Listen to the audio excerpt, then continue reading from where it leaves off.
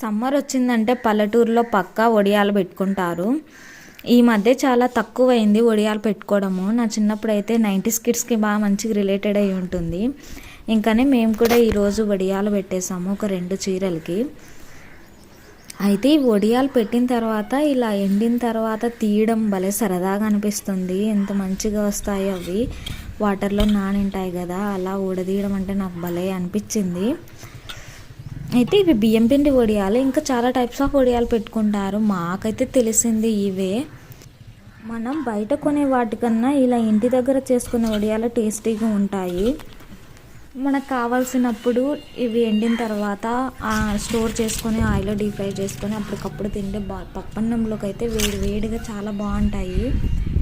నేనైతే వీటిలో కొద్దిగా కలర్ పౌడర్ కూడా వేసా, మంచి కలర్ఫుల్గా కనిపిస్తాయని. ఫైనల్గా ఇలా ఉంటాయి.